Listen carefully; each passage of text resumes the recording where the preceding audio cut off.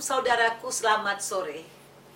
Jumpa lagi dengan saya Pendeta Deborah Dumasi Sianipar Tambunan dari CBM 7 TV dalam acara Renja atau Renungan Senja. Renungan Senja ini dibuat untuk kembali membahas mengulang-ulang firman Tuhan yang sudah dikotbahkan pada hari Minggu yang lalu. Pada hari Minggu yang lalu, saya menyampaikan tentang penderitaan Ayub, bahwa ada orang benar menderita karena di mana seorang yang mencintai Tuhan patut memberikan, menunjukkan, menyatakan kesetiaannya kepada Tuhan. Dan ketika kita diuji dalam kesetiaan itu, kalau kita betul-betul setia mencintai Tuhan, bukan karena pemberiannya, maka akan ada pemulihan yang luar biasa. Saudaraku, Tuhan mengatakan di pasal 1 kemarin, bahwa Ayub adalah seorang yang benar. Pada suatu hari datanglah anak-anak Allah menghadap Tuhan, dan di antara mereka datanglah juga iblis. "Dari mana engkau?" kata Tuhan. Lalu jawab iblis kepada Tuhan, "Dari perjalanan mengelilingi dan menjelajah bumi." Lalu bertanyalah Tuhan kepada iblis, "Apakah engkau memperhatikan hambaku Ayub? Sebab tiada seorang pun di bumi seperti dia, yang demikian saleh dan jujur, yang takut akan Tuhan dan menjauhi kejahatan." Gara-gara ini, saudaraku, Tuhan memerintahkan kepada iblis, karena iblis nyinyir. Iblis ngomong, "Iyalah, jelaslah Ayub takut akan Tuhan. Orang Tuhan kasih dia banyak harta, segala sesuatu yang diingini dia, sujud." Artinya iblis sedang mengatakan gini, manusia itu sujud kepada Tuhan karena pemberian-pemberianmu, bukan ke kamu. Kalau enggak dia ikut aku juga. Kira-kira nyinyir iblis ini. Dan Tuhan memberikan izin kepada iblis untuk menghancurkan segala sesuatu milik kekayaan yang diberikan Tuhan kepada Ayub, kecuali nyawa Ayub. Dalam sekejap, ribuan binatang ternaknya dihabisi sama iblis. Bukan hanya itu, saudaraku, termasuk tubuhnya. Nah, ketika harta sudah habis, iblis masih ngomong, "Iyalah, segala sesuatu bisa dikasih untuk menggantikan nyawanya." Sudah, Tuhan pun mengizinkan. Tuhan bangga memiliki Ayub. Dia tahu Ayub ini seorang yang percaya sungguh dan setia kepada Tuhan. Dengan bangganya, saudaraku, ada dua hal kenapa manusia mengalami masalah dalam kehidupannya. Pertama, masalah itu bisa mendewasakan seseorang. Kedua, masalah datang karena memang hidupnya di dalam kutuk, di dalam dosa, di dalam pelanggaran. Melalui masalah ini agar dia sadar, bertobat, datang kepada Tuhan. Tetapi ketika seseorang sudah saleh, sudah mencari Tuhan dengan sungguh-sungguh, bahkan ketika di dalam kesalehannya banyak dua-duanya terkabul, banyak finansialnya terberkati, usahanya terberkati, anak-anaknya terberkati, rumah tangga terberkati. Tetapi kalau tiba-tiba seseorang yang sudah betul-betul percaya Tuhan dan merasa nyaman di dalam kehidupannya, tahu-tahu tiba-tiba dia mengalami kehancuran ekonomi, kehancuran rumah tangga, kehancuran kepercayaan diri, kehancuran kesehatan. Saya yakin banyak anak-anak Tuhan akan menjerit. Bukan hanya menjerit, dia akan mulai merasa bimbang kepada Tuhan. Jangan-jangan selama ini yang kusembah Tuhan itu sebenarnya kebetulan.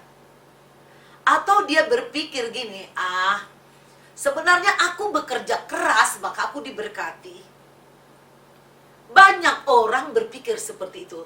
Tapi saya mau kasih tahu, Ayub ketika mengalami bara yang busuk dari telapak kaki sampai ke batu kepala, dia tidak bisa lagi berpakaian karena ini semua berdarah bernanah. Dia hanya bisa tinggal di abu. Orang semua jijik. Mungkin napasnya busuk dan bau. Jangankan orang, pembantunya, anak-anak pembantunya pun menghina. Termasuk istrinya. Kita tidak boleh mudah menghakimi orang-orang yang seperti ini. Bayangkan, dia seorang yang terhormat, dikatakan dia konglomerat di negeri Bani Timur. Sangat kaya. Istrinya mungkin sosialita, tiba-tiba semua amblas. Sementara seperti itu, Ayub masih saleh, masih terus aja memuji Tuhan, menyembah Tuhan. Datang istri yang cerewet, yang mungkin imannya tidak setinggi Ayub. Dia memaki-maki Ayub, mengutuk Ayub, bahkan memerintahkan Ayub, menyuruh Ayub untuk juga memaki-maki Tuhan. Udah tinggalin Tuhanmu. Ngapain lagi kau bersaleh? Selama ini juga kau sembahyang, kau potong kurban untuk Tuhan. Tapi mana buktinya? Sekarang ekonomimu susah. Banyak wanita-wanita yang seperti ini di zaman sekarang. Ketika suaminya baik-baik saja memberi setoran, sehat-sehat aja, ya dia diikut ke gereja, mungkin hanya sekedar memamerkan kekayaannya. Atau tidak memamerkan kekayaannya, udah. Saya yakin kalau seorang istri yang betul-betul mengalami hidup di dalam Tuhan, bersekutu dengan Tuhan, apapun pengalaman pahit yang dialami suami dan keluarga, dia akan menyatakan itu pengalamannya. Ketika suami saya meminjam diam-diam ke bank dan kemudian bangkrut, lalu penagih datang ke rumah saya, saudaraku. Rumah saya digedor-gedor. Ini beberapa puluh tahun yang lalu. Saya ketakutan.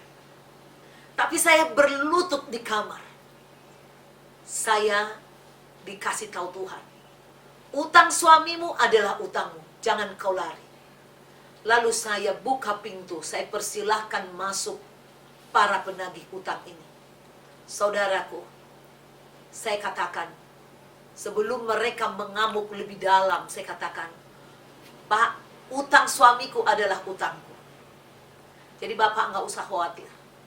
Memang sekarang aku belum punya uang, tapi ketika saya punya uang, saya akan bayarkan.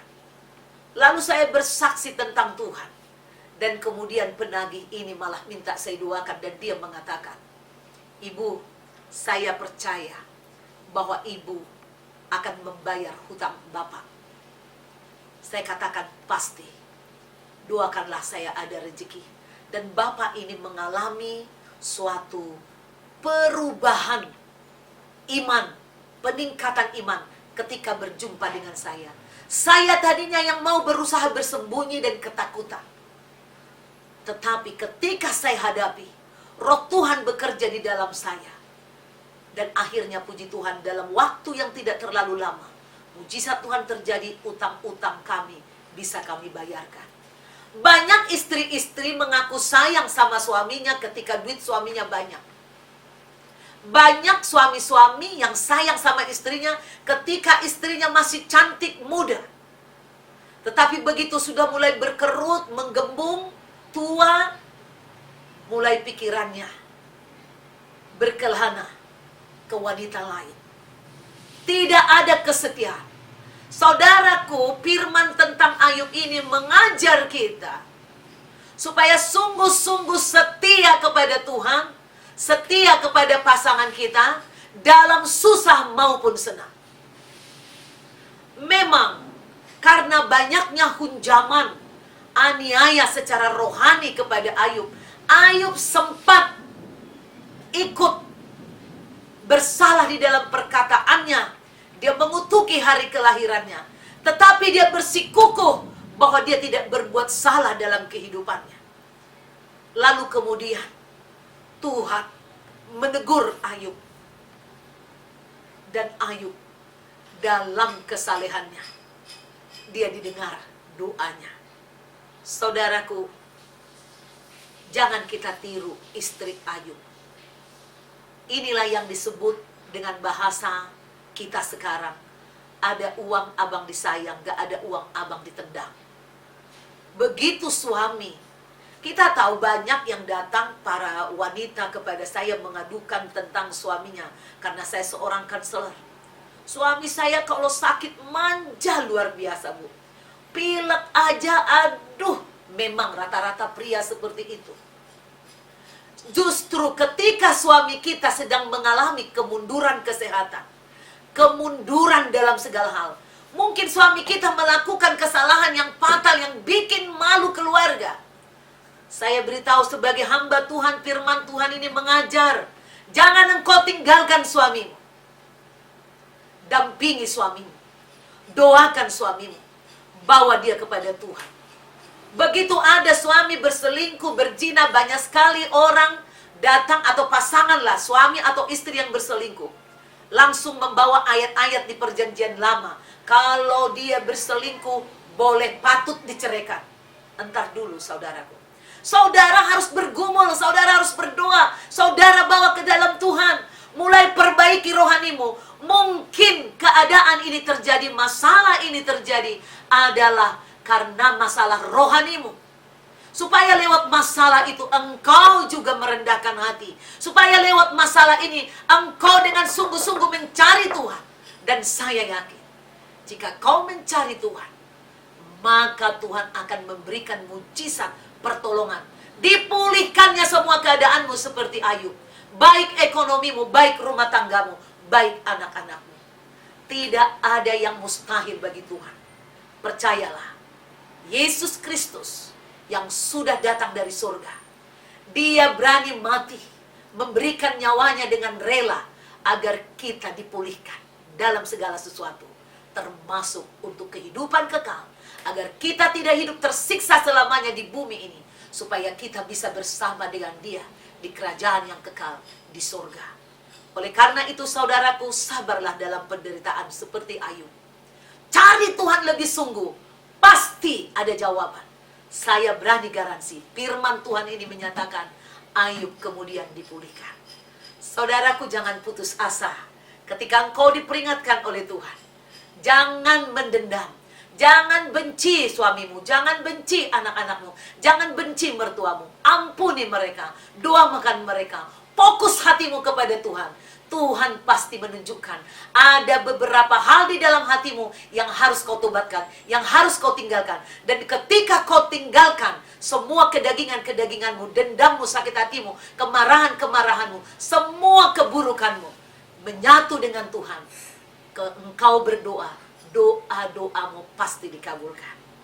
Demikian saudaraku, rema firman Tuhan dari kitab Ayub pasal 2 dalam renungan senja hari ini. Besok akan kita sambung lagi renjai yang ketiga. Sampai jumpa besok pukul 5 sore. God bless you. Jangan lupa saudara buka kembali di YouTube CBM 7 TV. Renungan senja hari ini saudaraku. Dan kemudian jangan lupa subscribe, pasang lonceng, komen, dan share ke banyak orang. God bless you.